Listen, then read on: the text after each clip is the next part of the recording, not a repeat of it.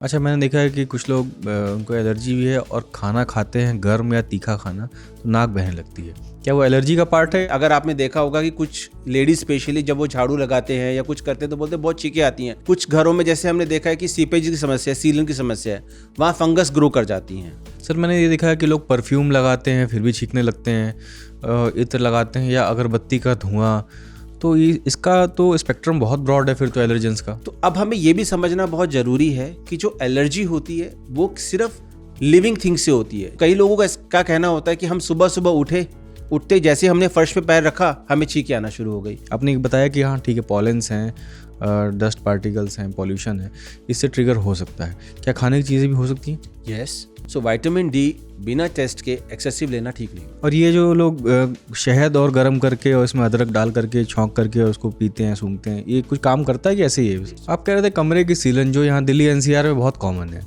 लगभग हर घर में सीलन है। आप कह रहे थे कि फंगस उससे जो है ग्रो कर जाता है, तो वो नाक तक कैसे पहुँचते हैं? एक्सेसिव चीज़ों को करना ना किसी भी लेवल पे ठीक नहीं है, क्योंकि इतना सब कुछ करके भी मैंने आज तक कोई नहीं देखा जो मुझे बोलेगा कि मैं बिल्कुल ठीक हूँ। अच्छा, बहुत छोटे बच्चों में भी ये समस्या बढ़ रही है आजकल। जैसे आप बता रहे हैं कि नाक बहने वाली समस्या तो बुजुर्गों की है, लेकिन ये एलर्जी की समस्या बच्चों में भी आ गई है।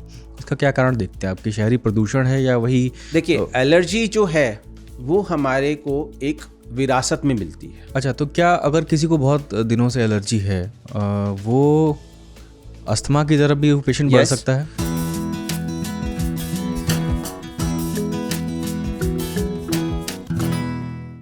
आज हम बात करने वाले हैं एक बहुत आम लेकिन बहुत परेशान करने वाली समस्या पर, जिसको साइंटिफिक टर्म में कहते हैं एलर्जिक राइनाइटिस। इसे लोग अक्सर सर्दी ज़ुकाम समझ लेते हैं, लेकिन असल में ये नाक की एलर्जी होती है, जिसमें बार बार छींक आना, नाक बहना, नाक बंद रहना और कभी कभार सिर दर्द जैसी दिक्कतें भी होती हैं। इस पर विस्तार से बात करने के लिए हमने बुलाया है एएनटी के एक्सपर्ट डॉक्टर विजय वर्मा को, जो बताएंगे कि एलर्जिक राइनाइटिस के लक्षण क्या हैं, इसके कारण क्या हैं और इसका सही इलाज और बचाव कैसे किया जा सकता है। Welcome sir. सर, आज हम जिस मुद्दे पे बात करने वाले हैं उसको अक्सर हम ये मानते हैं कि सर्दी है, ज़ुकाम है, लेकिन मैं इसके बारे में जब पढ़ रहा था आपसे बातचीत करने से पहले, तो ये आम सर्दी ज़ुकाम से अलग ये एलर्जी का कारण उसमें दिख रहा था कि ये आम ज़ुकाम नहीं है, एलर्जी है। मुझे पहले ये फ़र्क बताइए कि आम सर्दी ज़ुकाम और इस एलर्जी वाले सर्दी ज़ुकाम में अंतर क्या है? जो एलर्जी का ज़ुकाम होता है वो एक तो बार बार होता रहता है। इसमें जो इंसान होता है उसकी जो सबसे बड़ी तकलीफ़ें होती हैं, छींके, नाक से पानी आना, पर उसके अंदर ना बुखार नहीं होता। अगर जो नॉर्मल जैसे सर्दी ज़ुकाम वाला जो वायरल इन्फेक्शन होता है या बैक्टीरियल इन्फेक्शन हो जाता है तो उस समय लोगों को सर में दर्द होगा, बुखार आएगा, पूरा थकान होता रहेगा। हालांकि थकान कुछ एलर्जी वाले पेशेंट में भी आता है, पर उसमें उतना ज़्यादा नहीं होता जितना कि एक वायरल वाला है, कि वो बोलेगा कि मैं तो उठ भी नहीं पा रहा हूँ।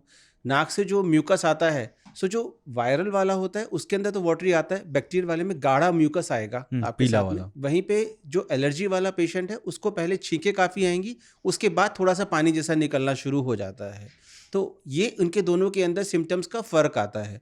जो ज़ुकाम जो वायरल इन्फेक्शन वाला है वो अगर आप देखेंगे तो साल में कुछ ही एपिसोड्स होते हैं, बट जहाँ एलर्जी वाला है वो बंदा सुबह उठेगा एकदम ठीक है, अचानक से ही जैसे उसको एलर्जन का एक्सपोजर हुआ उसको वहीं जुकाम शुरू हो जाएगा, छींकें आना शुरू हो जाएगी, उसके बाद पानी आएगा और वहाँ से उसके एलर्जी के सिम्टम शुरू हो जाते हैं।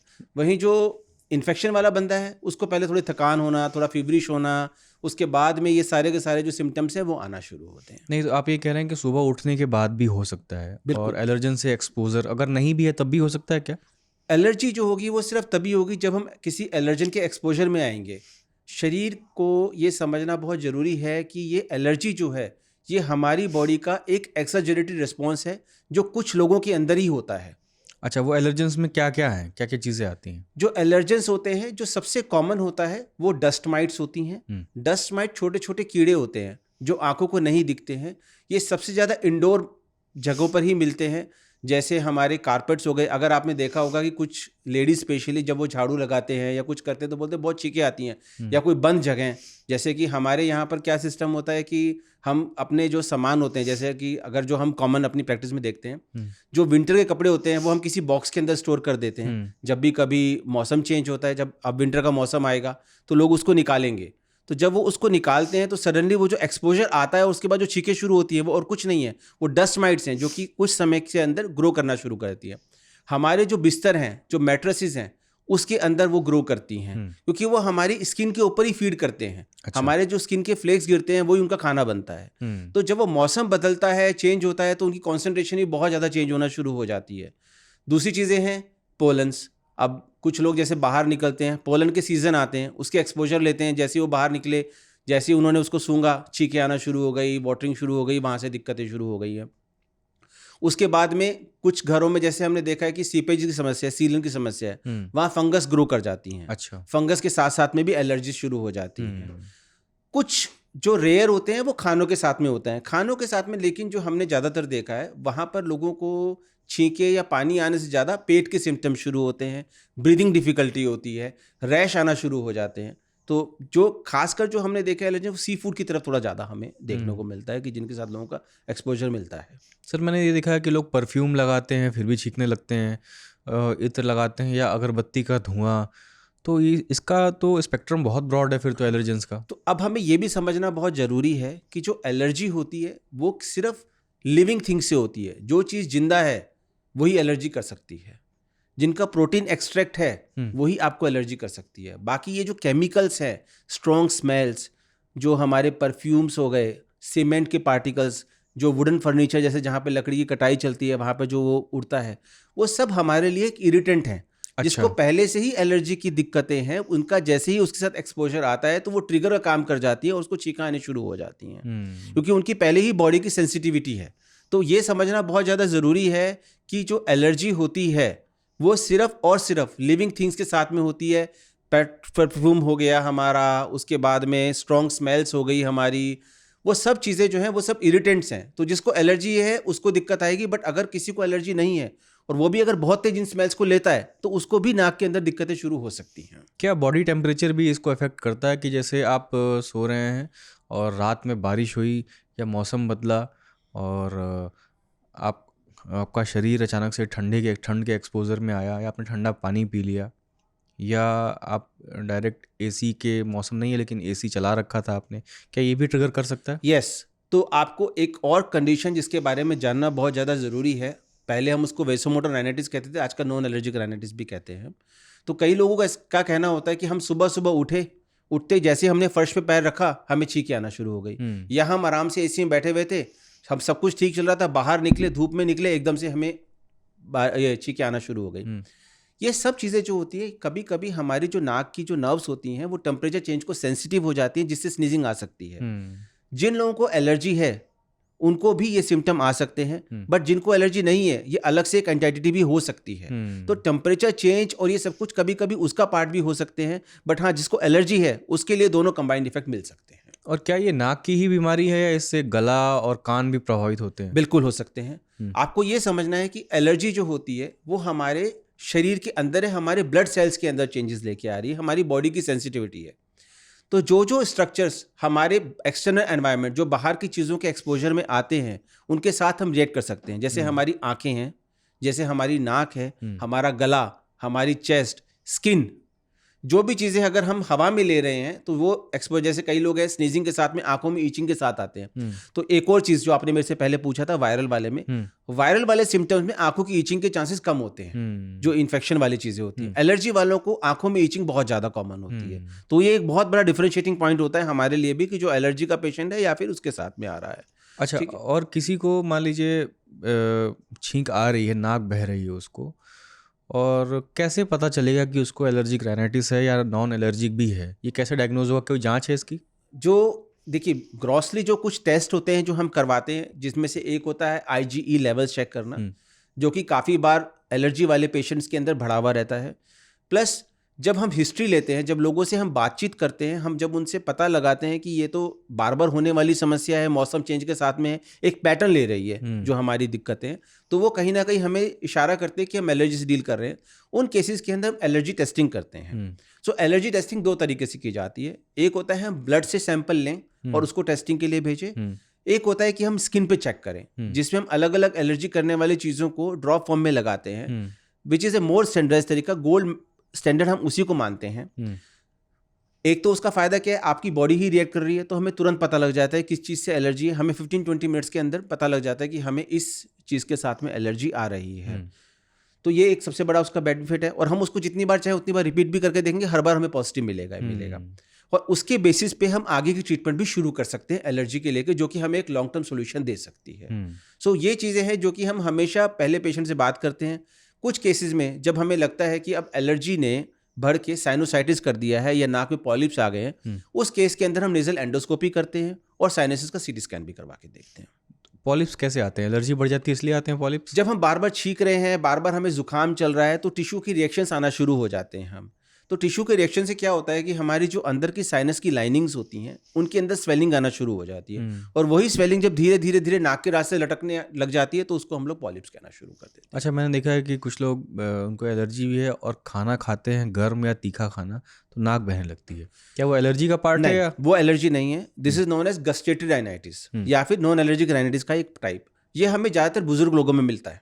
अच्छा। बड़ों से ज़्यादा बुजुर्गों में, वो नॉर्मली भी खाना खाते खाते हैं तो भी नाक फ्लो करना शुरू कर जाती है, क्योंकि वो हमारी टेम्परेचर चेंज के साथ में, जैसे एक तो हुआ कि आपने जैसे मैंने बताया था एसी से बाहर निकले, सेम ऐसे जब हम खाना खाते हैं, स्पेशली स्पाइसी फूड खाते हैं, तो भी हमारे अंदर के जो नर्व सिस्टम है वो स्टिमुलेट होना शुरू हो जाते हैं, उसकी वजह से भी वाटरिंग शुरू हो जाती है।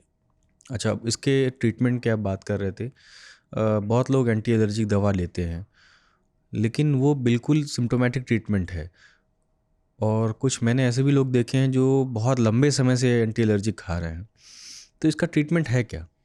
देखिए, एलर्जी में सबसे पहले ये पिन पॉइंट करना होता है कि हमें एलर्जी किस चीज़ से हो रही है। जैसे हम एलर्जी टेस्टिंग करते हैं, जैसे मैंने आपको बताया था कि डस्ट माइट्स, फंगस, हमारे पोलन्स हो गए, फिर इंसेक्ट्स हो गए, कुछ कॉमन फूड आइटम्स जो हम डेली बेसिस पे खाते हैं, तो हम उन सब चीज़ों को चेक करते हैं। सो बेस्ड ऑन दैट जो मैक्सिमम जो चीज़ें निकलती हैं हम उसको फिगर आउट कर लेते हैं। सपोज कीजिए कि आपको डस्ट माइट से एलर्जी निकल गई है, तो हम पेशेंट के साथ में डिस्कस करते हैं कि आपको इस चीज़ से एलर्जी है, तो हम इसके लिए इम्यूनोथेरेपी शुरू कर सकते हैं। अगर मान लीजिए कोई आदमी मुझे बोलता है कि मुझे साल में सिर्फ 5-5 दिन के लिए, मौसम चेंज के साथ में 5 से 10 दिन के लिए एलर्जी के सिम्टम्स आते हैं, तो उस केस के अंदर तो इम्यूनोथेरेपी की जरूरत नहीं होती है। उस केस में हम बोलते हैं कि सिम्टोमेटिकली एंटी एलर्जिक टैबलेट ले लो, नेजल स्प्रेज ले लो, वो हम इंडिकेट करते हैं।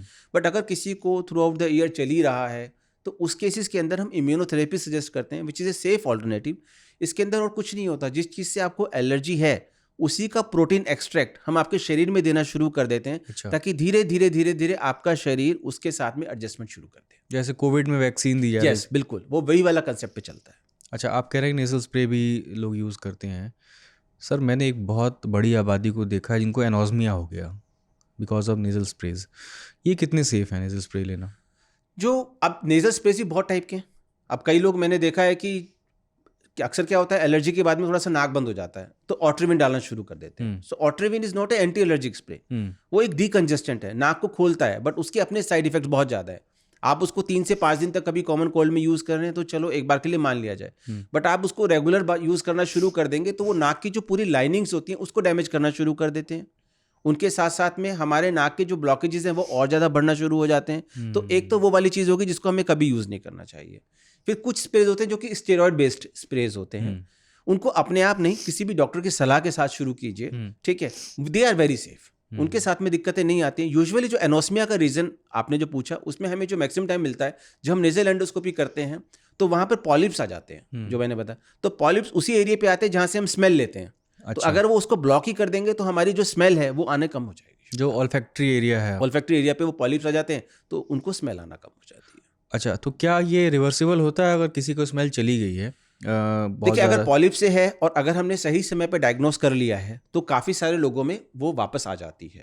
बट कुछ लोगों में जब बहुत लंबे समय से पॉलिप्स है और आपने उसको इग्नोर किया तो हमारी जो नर्व एंडिंग्स होती हैं वो डैमेज हो जाती हैं, तो वो उसके बाद में वापस हम स्मेल परसीव नहीं कर पाते। अच्छा, बहुत छोटे बच्चों में भी ये समस्या बढ़ रही है आजकल। जैसे आप बता रहे हैं कि नाक बहने वाली समस्या तो बुजुर्गों की है, लेकिन ये एलर्जी की समस्या बच्चों में भी आ गई है। इसका क्या कारण देखते हैं? आपकी शहरी प्रदूषण है या वही? देखिए, एलर्जी जो है वो हमारे को एक विरासत में मिलती है। सो किसी ना किसी पेरेंट्स में ये हिस्ट्री रहेगी उसकी पूरे। हो सकता है कि डायरेक्ट पेरेंट्स में नहीं मिलेंगे, ग्रैंड पेरेंट्स मिलेंगी या उनके किसी कज़न में या कहीं ना कहीं हमें मिलेगी। सो जिनको एलर्जी है उनके साथ तो ये चीज़ें आएंगी ही आएंगी। अब वो थोड़ा ज़्यादा इसलिए भी होने लग गई है क्योंकि हमारा जो अभी अर्बनाइजेशन है उसके अंदर क्रॉस वेंटिलेशन के कंसेप्ट लगभग खत्म हो चुके हैं। बच्चे डे केयर जाते हैं, स्कूल्स पूरे एसी हो चुके हैं। सो कहीं ना कहीं एक तो इन्फेक्शन चलती रहती है, अभी एक बच्चे को कोल्ड ठीक हुआ, दूसरे बच्चों को शुरू हो गया, अब वो है तो वो क्लासरूम तो क्लोज्ड ही है, तो वो बैक्टीरियल इन्फेक्शन तो हमेशा चलती रहेंगी, तो वो बच्चों के अंदर हमेशा इन्फ्लेमेशन रहेगी। तो जिसके लिए एलर्जी है उसको पहले ही इन्फ्लेमेशन अगर आप बार बार देते रहेंगे तो ट्रिगर बढ़ता चला जाएगा। सेकंड चीज pollution itself cause lot of infection inflammation inside the body. तो उसके साथ साथ में जो एलर्जी वाले बच्चे हैं वो ज़्यादा परेशान होना शुरू हो जाते हैं। तो ये सब चीज़ें हैं कि एलर्जी। तीसरी चीज़ क्या है कि अब हमने एलर्जीज को डायग्नोस करना भी शुरू किया, जो कि अब थोड़े से हमें डायग्नोसिस भी इंक्रीज होना शुरू हो चुकी है। सर छींक आना लेकिन तो डिफेंस मैकेनिज्म है बॉडी का, तो इसको हमेशा लोग इसको इस सिम्टम को मिनिमाइज़ करने के लिए बहुत कोशिश करते हैं, लेकिन ये है तो जो आपके जो पॉलन्स हैं उनको बाहर करने के लिए ही तो नाक आपकी जो है। हमें ये समझना बहुत ज़रूरी है कि excess of anything is bad, ठीक है ना। अति किसी भी चीज़ की बुरी है, चाहे वो कोई भी चीज़ हो, ठीक है। तो जो छींकें आपकी डिफेंस मैकेनिज्म के लिए आएंगी वो उतनी आएंगी ना कि पॉलन्स निकल जाए, बट ये तो माइक्रो पार्टिकल्स हैं, ये तो सीधा सीधा आपके अंदर जाके पूरा का पूरा बॉडी को इन्वेड करने की पावर रखते हैं। अब वो जा ही चुके हैं, ये तो आपका बॉडी का रिस्पॉन्स आ रहा है, अब वो उसको रोक नहीं रही है। यहाँ तो वो ट्रिगर हो चुकी है, तो it is an excessive response of the body, it is not preventing you the pollen to go inside. अच्छा, तो क्या अगर किसी को बहुत दिनों से एलर्जी है वो अस्थमा की तरफ भी पेशेंट बढ़ सकता है? 10% लोग जिनको छींकों की दिक्कतें रहती हैं उनको अस्थमा होने के चांसेस भी रहते हैं। अस्थमा 2 टाइप का होता है, एक अस्थमा में होता है कि हमको एलर्जी की वजह से हो रहा है, एक नॉन एलर्जिक होता है। सो जो अगर मैं अपने उसमें देखूंगा तो पैटर्न वाइज अगर आप यहाँ दिल्ली एनसीआर में देखेंगे एलर्जी वाले पेशेंट बहुत सारे हैं। तो इसीलिए जब ये मौसम चेंज होते हैं तो काफ़ी लोगों को चेस्ट कंजेशन के साथ में जो प्रेजेंट करते हैं, अस्थमा के साथ प्रेजेंट करते हैं, उन लोगों में एलर्जी के सिम्टम्स भी रहते हैं। अच्छा, मैं नेज़ल स्प्रे और एंटीहिस्टामाइंस के अलावा मैं पूछ रहा हूँ कि अगर इसको आपके पॉलिप्स में सूजन है, पॉलिप्स बढ़े हुए हैं या एलर्जी हो रखी है, क्या कौन से वो तरीके हैं जो आप दवाओं के अलावा अपना सकते हैं, जैसे भाप लेना, क्या कोई काम करता है? जलनीति इज़ वेरी गुड थिंग जो हम सबको सजेस्ट करते हैं। उससे क्या है कि नेजल क्लीनिंग होती रहती है। आजकल तो बहुत सारे नेजल स्प्रेज आते हैं सलाइन बेस्ड, जिसको आप यूज़ कर सकते हैं। अब जलनीति तो पूरा लर्न करना पड़ता है, बट अगर आपको नाक में पॉलिप्स हैं तो हमें पॉलिप्स को एड्रेस करना बहुत ज़्यादा ज़रूरी है। सम टाइम दे मेरिट सर्जरी, जिसके अंदर हमको रिमूव भी करना पड़ता है। लेकिन फिर बढ़ जाते हैं वो तो। अगर हाँ, अब आपको ये समझना बहुत ज़रूरी है कि आम आदमी की यही धारणा है कि हम सर्जरी कराते हैं हमें तो वापस बीमारी आ जाएगी तो हम ऑपरेशन क्यों करवाएं। जब तक वो पॉलिप्स हैं तब तक के लिए आपकी कोई भी दवाई पूरी इफेक्टिव हो ही नहीं सकती है, पहली चीज़। दूसरा, आपके पॉलिप्स अगर इस हिस्से में हैं तो हमेशा सर पे भारीपन रहेगा। एक अच्छी नींद ना होना, क्योंकि पॉलिप्स एक स्ट्रक्चरल ऑब्नॉर्मलिटी तो है ही है, एक अच्छी नींद नहीं होने से आपकी जो शरीर को ऑक्सीजन डिलीवरी है वो कम हो जाएगी। अगर वो ऑक्सीजन डिलीवरी कम हो जाएगी तो उसके अंदर आपके हार्ट और ब्रेन को तो अच्छा असर नहीं पड़ेगा। स्लीप एपनिया लैंड अप कर सकते हैं आप उसके अंदर। जो नाक के पॉलिप्स के बीच का म्यूकस फंसा हुआ है वो धीरे धीरे आपके गले के रास्ते चेस्ट को खराब करेगा, आपके अस्थमा बनने के चांसेस और ज़्यादा बढ़ जाएंगे। तो सर्जरी का जो प्राइमरी फंक्शन होता है वो ये होता है कि हम साइनसेस को ओपन कर रहे हैं, हम डिजीज को निकाल रहे हैं जो पॉलिप्स हैं, हम एलर्जी को नहीं निकाल रहे हैं। सो उसके बाद में आपको रेगुलर नेजल क्लीनिंग की ज़रूरत पड़ती है। तो आप जलनीति को, हम कहते हैं जलनीति करना होता है, उसमें हम एक दवाई और बता दें जिसको ऐड करके हम करवाते हैं। उससे काफ़ी सारे पेशेंट्स को कंट्रोल रहता है। अब प्रॉब्लम क्या है, लोगों को लगता है कि सर्जरी करा ली और हमारा काम खत्म हो गया, बट यहाँ ऐसा नहीं है। उसके साथ में रेगुलर नेजल क्लीनिंग चाहिए होती है। हम एलर्जी पे काम करते हैं, हम एलर्जी टेस्टिंग करते हैं, फिर हम इम्यूनोथेरेपी शुरू करते हैं। तो बहुत सारे ऐसे लोग हैं जो बिल्कुल ठीक चल रहे हैं इस टाइम पे। जरा इसको समझाइए, नेजल क्लीनिंग है क्या असल में? तो बेसिकली जलनीति होती है, ठीक है। अब जैसे कि हमारे पास मार्केट में काफ़ी सारे कंपनीज़ हैं जो कि बॉटल्स बनाते हैं, उसके अंदर हम थोड़ा सा गुनगुना पानी लेते हैं, उसके साथ में एक तो कमर्शलाइज्ड हमें शैशे मिल जाते हैं और कोई शैशे नहीं अफोर्ड कर सकता तो हम कहते हैं कि थोड़ा सा नमक ले लो, थोड़ा सा बेकिंग सोडा डाल लो, ठीक है। उन दोनों को मिक्स कीजिए और नाक को रेगुलर क्लीन करा कीजिए, उससे वॉश कीजिए, ठीक है। इनिशियली सुबह शाम, फिर जब बेटर हो जाते हैं तो सिर्फ रात को करते हैं, ताकि वो एलर्जेंस बाहर आए। एलर्जेंस बाहर आते हैं। साइनस की लाइनिंग को अगर आप क्लियर करते रहते हो तो उनका भी एक एक्शन होता है, म्यूकोसिलरी एक्शन कहते हैं हम लोग, वो सब कुछ क्लियर करते रहते हैं तो वो और बेटर आपको फील करवाते रहते हैं। अच्छा सर, कुछ लोगों में ये धारणा है कि एक नाक तो आपकी बंद ही रहती है हमेशा और एक नाक से ही आपकी खुली रहती है।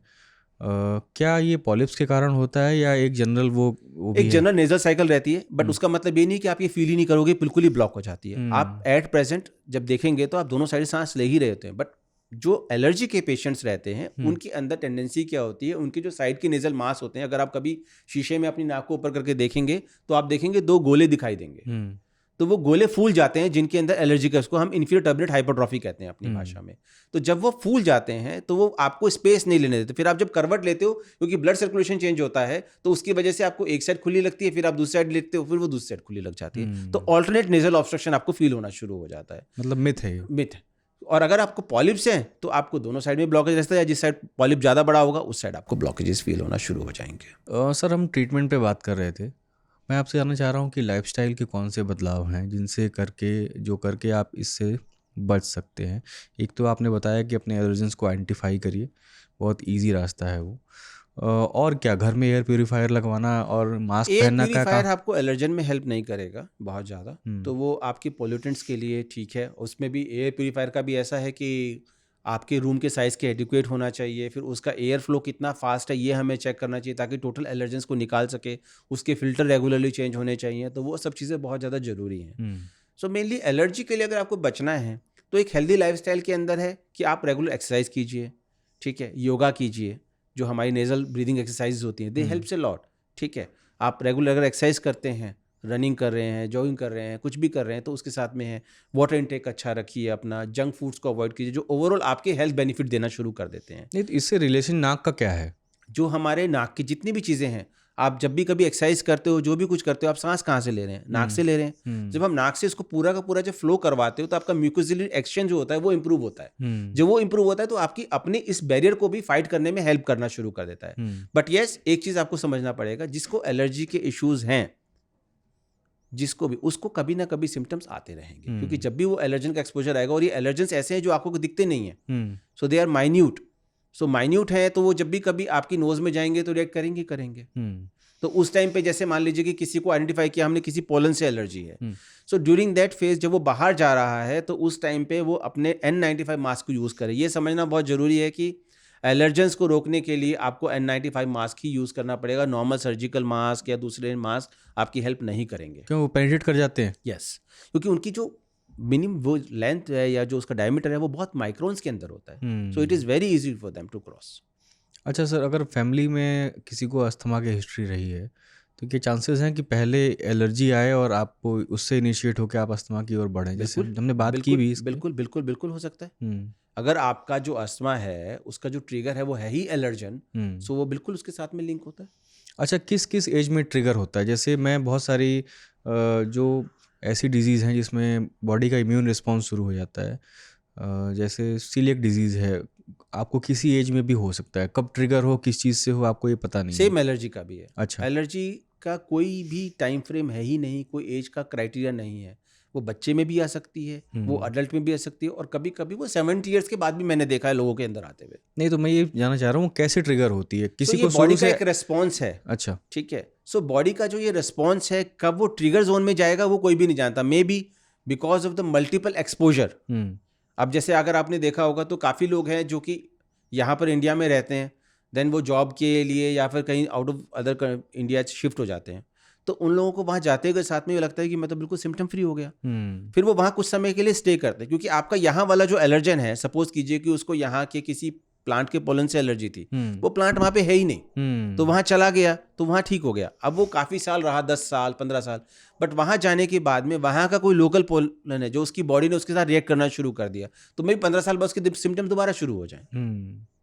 सो हमेशा एलर्जी का यही है कि एक बार में कभी एक्सपोजर के साथ नहीं होगा, आपके मल्टीपल एक्सपोजर के साथ साथ में ब्रेन उसको रीड करना शुरू करता है, बॉडी उसको रीड करना शुरू कर देती है, and then the response starts. आप कह रहे थे कमरे की सीलन, जो यहाँ दिल्ली एनसीआर में बहुत कॉमन है, लगभग हर घर में सीलन है। आप कह रहे थे कि फंगस उससे जो है ग्रो कर जाता है, तो वो नाक तक कैसे पहुँचते हैं? सो फंगस क्या है, जो वहाँ पे लगी हुई एक मोल्ड है, तो ये जो चीज़ें हैं ये एयर में भी तो उड़ती हैं साथ साथ में। तो जब वो एयर में उड़ती है तो आप उन्हीं को तो इनहेल कर रहे हैं। अब अगर हम देखें कोई भी जगह पर, जैसे हम यहाँ पे स्टूडियो में बैठे हुए हैं, अगर हम यहाँ पर देखेंगे माइक्रोस्कोप लगा के, तो कोई भी एनवायरनमेंट क्लीन हो ही नहीं सकता, क्योंकि ये जो चीज़ें हैं ये हमारे साथ में ही पैदा हुई हैं। ये भी एक स्ट्रक्चर है जो शुरू से, आज से नहीं, कई 100 सालों से हमारे साथ ही चल रहे हैं।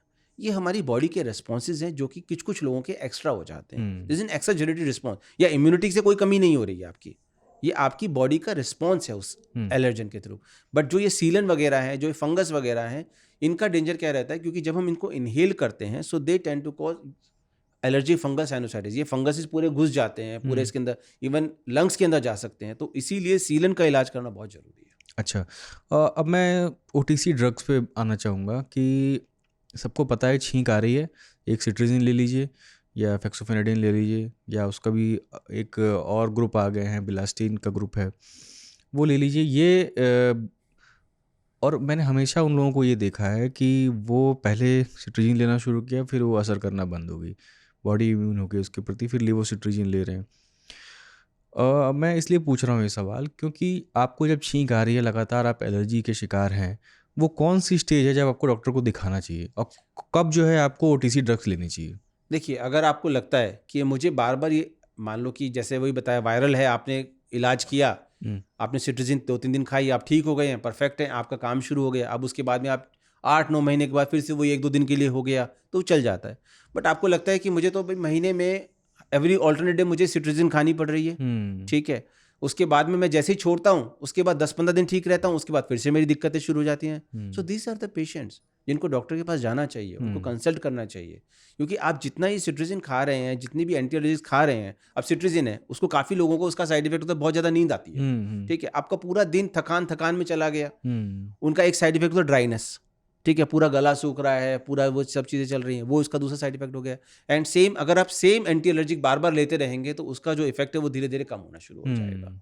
प्लस आपके सिम्टम्स खत्म हो रहे हैं, अंदर होने वाली चीज़ों को तो आप देख ही नहीं रहे हैं कि नाक के अंदर क्या चल रहा है, पॉलिप्स बन रहे हैं, कुछ चल रहा है, तो वो तो आपके मिस ही हो जाएंगे उसके साथ साथ। सर, क्या खाने की चीज़ें भी एलर्जी को ट्रिगर कर सकती हैं? कुछ लोग जैसे अंडा खाते हैं या मीट खाते हैं या कुछ ऐसी चीज़ खाते हैं और वो कहते हैं कि नहीं, मुझे ये खाने के बाद मुझे ज़ुकाम हो जाता है, मुझे मेरी नाक बहने लगती है। आपने बताया कि हाँ ठीक है, पॉलेंस हैं, डस्ट पार्टिकल्स हैं, पॉल्यूशन है, इससे ट्रिगर हो सकता है। क्या खाने की चीज़ें भी हो सकती हैं? यस, कुछ खाने की चीज़ें कर सकती हैं, बट खाने के सिम्टम्स में हमने जो देखा है अपनी प्रैक्टिस के अंदर, मैक्सिमम लोगों में नाक के सिम्टम्स से ज़्यादा गैस्ट, क्योंकि आप जब कुछ खाएंगे तो सबसे ज़्यादा खाना कहाँ जाएगा, पेट में जाएगा, पेट को ट्रिगर करता है। तो मैक्सिमम जो लोग प्रेजेंट करते हैं हमारे लिए वो होता है कि लूज मोशन हो गया, खाने के बाद डायरिया हो गया, या फिर चेस्ट कंजेशन के साथ में आते हैं। बट यस, खाने की जो चीज़ें हैं उनके साथ में ज़रूर मिल सकता है। अच्छा, और मुझे ये भी बता दीजिए, जिस पर हम बात कर रहे थे, कि एंटी एलर्जिक मेडिसिन के साइड इफ़ेक्ट्स क्या हैं? सो जैसे मैंने एक तो बताया कि आपको सेडेटिव नींद है। आती है, सेडेटिव है, उसके अलावा कोई बहुत मेजर साइड धीरे धीरे काम करना बंद कर देगी, ठीक है ना। कोई भी आपकी अंडरलाइन जैसे कोई पॉली फॉर्मेशन है या कोई भी चीज़ हो रही है उसको वो रोक नहीं सकती है, वो सब कुछ चलता रह जाएगा। सो आप कहीं ना कहीं कोई मेजर चीज़ों के साथ साथ में आप छोड़ सकते हैं उसको कि कोई डिजीज़ का मेन पार्ट मिस हो जाए। प्लस वो आपकी जो प्रोग्रेशन ऑफ द डिजीज़ है उसको रोक नहीं सकती है, वो आपकी उस समय के लिए छींके रोक रही है, बट अंडरलाइन जो पूरा का पूरा चल रहा है उसको वो रोक नहीं सकती है। तो ये उसकी मेजर प्रॉब्लम्स है। अच्छा, तो अब मैं ये आपसे पूछ रहा हूँ कि जब पॉलिप्स हैं, नाक उससे बंद है, आपकी सांस लेने में आप मुंह से सांस ले रहे हैं, फिर आप ऑट्रिविन या जो भी स्प्रे बता रहे थे कि आप उसको नेजल स्प्रे ले रहे हैं या एंटी एलर्जिक खा रहे हैं, तो आपकी नाक खुल कैसे जाती है? पॉलिप्स तो उसका साइज तो डिक्रीज हुआ नहीं। सो बेसिकली जो पॉलिप्स हैं उसका साइज कम नहीं हो रहा है, बट आपके जो साइड के टर्बिनेट्स हैं, जो मास हैं, उनका साइज कम हो जाता है, तो आपको एयर जाने के लिए हो जाता है। प्लस इतने सालों से जब नाक की ब्लॉकेजेस होती है तो लोग भी यूज्ड टू हो जाते हैं। तो उसके जैसे अगर एक छोटा बच्चा है जिसको कोई आप अगर रोज देख रहे हैं तो आपको पता नहीं लगेगा कब वो बड़ा हो जाता है, सेम ऐसी पॉलिप्स है, वो एक रात में तो बड़े नहीं हुए हैं, वो बहुत स्लो ग्रोइंग होते हैं। तो उसके साथ साथ में आपको भी जब तक के लिए कंप्लीट ब्लॉकेज हो जाता है, मान लो कि कभी कभी लोग क्या कहते हैं कि 5 दिन पहले तो डॉक्टर साहब सांस ले रहे थे, अचानक 5 दिन से नाक बंद हो गया। अब कोई इन्फेक्शन का एपिसोड आया, आपकी नाक पूरी की पूरी ब्लॉक हुई, वहां से आपने रियलाइज करना शुरू कर दिया कि हाँ मुझको तो नाक बंद होती है। अब वो कोल्ड तो चला गया, बट वो ब्लॉकेज वाली फीलिंग जो ब्रेन ने परसीव कर ली वो रह गई है। तो तब वो लोग तब हमें प्रेजेंट करते हैं, तब उनको सरप्राइज लगता है, अरे ये तो पॉलिप तो कब से होंगे, मेरे को तो 5 दिन से ब्लॉक हुआ। तो वो बेसिकली ब्लॉकेज थोड़े थोड़े चल रहे होते हैं, बट हम उतने यूज टू हो जाते हैं क्योंकि एलर्जी वाले पेशेंट्स को हल्के फुल्के ब्लॉकेज नॉर्मल लगते हैं। कुछ लोग देसी इम्यूनो बूस्टर लेते हैं, जैसे विटामिन डी की गोलियां शुरू कर दी, खुद से विटामिन सी की गोलियां शुरू कर दी, ये काम करती हैं? अगर आपके अंदर कम हो तभी, अदरवाइज तो जैसे विटामिन डी है, सो विटामिन डी बिना टेस्ट के एक्सेसिव लेना ठीक नहीं होता, क्योंकि उसकी टॉक्सिसिटीज भी होती हैं, तो नहीं। प्लस उनका देखो, आपकी बॉडी में कोई चीज़ कम है, मान लो थायराइड अगर आपका गड़बड़ है, विटामिन B12 गड़बड़ है, तो वो तो ये इन सिम्टम्स को ट्रिगर कर सकते हैं, बट पर से वो रीज़न नहीं है। But yes they can, but आपको तभी शुरू करना है जब वो कम हो। वो आपके सप्लीमेंट में नहीं, वो लेने से आपका ये नहीं है कि मेरा विटामिन B12 कम था, मैंने गोली खाया और मेरी एलर्जी चली जाएगी, ऐसा नहीं होगा। नहीं, मैं इसलिए पूछ रहा हूँ कि कोविड के बाद जैसे काढ़ा पीने का एक वो चलन शुरू हो गया था कि इम्यूनिटी बढ़ानी है हमको, और इसका संबंध भी कहीं ना कहीं इम्यूनिटी से है, अगर एलर्जी का, तो लोग इसको ठीक करने के लिए काढ़ा और ये सप्लीमेंट्स। एक्सेसिव चीज़ों को करना ना किसी भी लेवल पे ठीक नहीं है, क्योंकि इतना सब कुछ करके भी मैंने आज तक कोई नहीं देखा जो मुझे बोलेगा कि मैं बिल्कुल ठीक हो गया। So lifestyle modification is one thing जो कि हमें करने चाहिए, बट ये बाकी की चीज़ें हैं। इसके अंदर जो आपने पूछा, इसमें जो एक रोल जिसका निकलता है वो हल्दी है। हल्दी के जो ऊपर की एक लेयर होती है उसको कर्क्यूमिन कहते हैं हम लोग। Curcumin is a good anti allergy, so वहाँ उसका रोल मिलता है। तो आजकल अगर आप देखेंगे तो नैनो कर्क्यूमिन भी यूज़ करते हैं लोग, बट कितना है वो कोई भी नहीं जानता।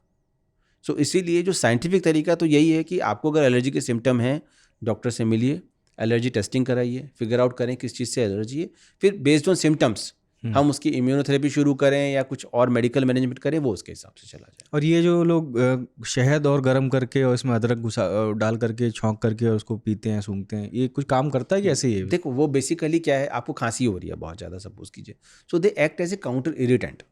उनका कोई ऐसा कोई लॉजिक नहीं है कि जिसके अंदर आपको वो ट्रीट कर रहे हैं, बट वो आपको सिम्टोमेटिकली बेटर कर रहे हैं क्योंकि वो एक काउंटर इरिटेंट का काम कर रहे हैं। क्योंकि आप अगर देखेंगे अदरक में खुद एक गर्माहट है, तो गले में जो खराश लग रही है तो उसके ऊपर एक और गर्माहट जा रही है, तो वो है। बट कभी कभी क्या होता है उनसे, अगर आपकी खांसी का रीजन में एसिडिटी का कंपोनेंट है तो आप इतना अगर अदरक लेंगे तो एसिडिटी और ज़्यादा बढ़ जाएगी, तो फिर वो एक लॉन्ग टर्म के अंदर फिर से खांसी और बढ़ी जाएगी ना।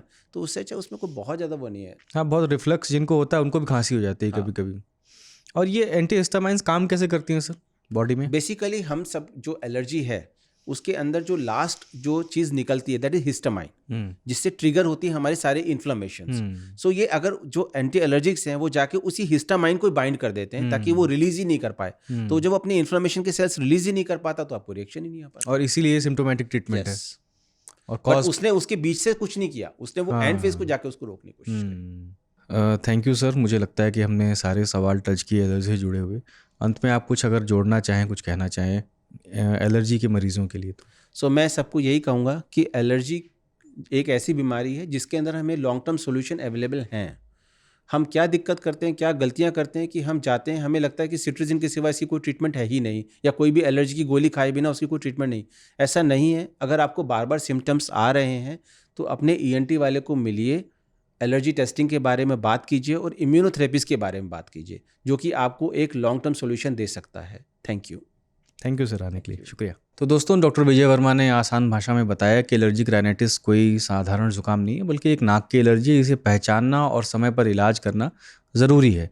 धूल, प्रदूषण, पॉलेंस और घर की गंदगी, जैसे हमने बात की कि सीलन, इसे बढ़ा सकती हैं, लेकिन थोड़ी सावधानी और सही इलाज से इसे कंट्रोल भी किया जा सकता है। अगर आपको बार बार छींक आती है, नाक बंद रहती है, सिर भारी लगता है, तो इसे हल्के में न लें, किसी ENT डॉक्टर की सलाह जरूर लें। मिलते हैं अगली कड़ी में किसी और नए विषय के साथ, किसी और नए एक्सपर्ट के साथ। शुक्रिया।